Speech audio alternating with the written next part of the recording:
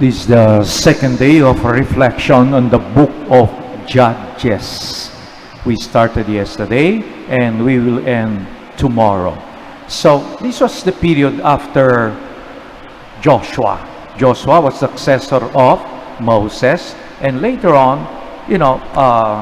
there will be some charismatic after Joshua leaders who would lead the tribes not just in settling down in the land of promise, but especially in waging against their neighbors who are pagans, who sometimes would try to invade them, to influence them. And so God raised some, quote, judges. They were not as the word judge, the way we understand it now, is someone who presides over a court, over some case. Here it's more of people who have been chosen as to lead the Israelites, and we have about 12 judges. The first one is Gideon, whom we heard this morning. So what's the point of this book? Again, it is to remind people whatever victory, whatever success they attain, it is not because of their own merit. It is through the power of the Lord who has been guiding them, who has been forming them as a people. The same God who continues to form us, to help us mature in our faith.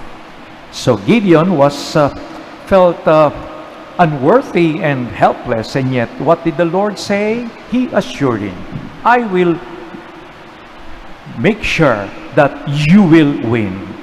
And what happened? If you try to read more of this story, with 300 people, he was able to subdue, more than 1,000 people. And yet, it is to show that it was the Lord who intervened. It was the Lord who was fighting for them. Yes, they have to trust in Him, but sometimes man would trust in his own resources, like in their own arms, in their own strength. And yet, to totally depend on God who has been guiding them means to mature in one's faith. So this is the same challenge that is given to us. Sometimes we hold on something like our own resources, talents, our own maybe material possessions, or our own knowledge, and yet we are asked to totally depend on God. And this precisely also the point of the gospel. This was after the gospel yesterday. There was a young man who was had plenty of possessions, so who felt sad when Jesus asked him to sell what he had and to give to the poor and follow him. Are material possessions bad? No. The point of the story, the point of the event is to depend totally on God.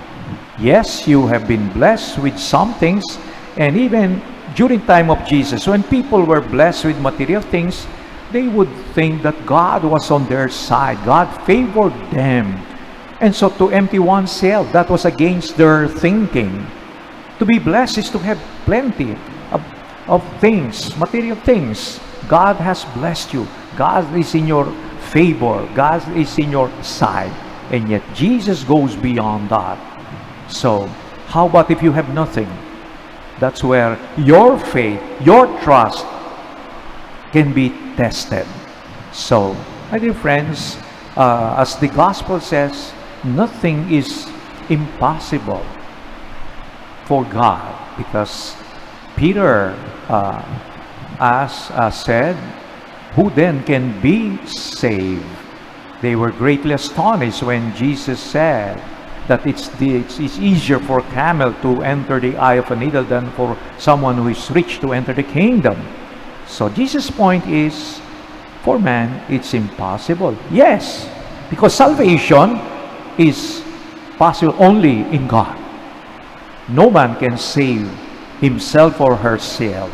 So that is the point of, this is the point of Jesus. This is the point of also the first reading. God continues to act and work in our life.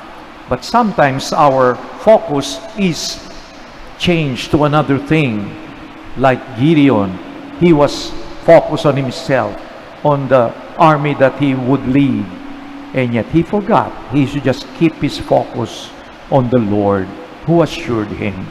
Same thing for us. Sometimes we depend on other things, but we are asked to keep our focus on the source of life, the source of grace, the source of everything.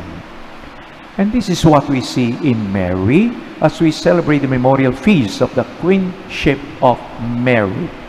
This was instituted by Pope Pius XII in 1954. Originally, it was celebrated 31 of May, and later on, Paul VI transferred it to today's August 22.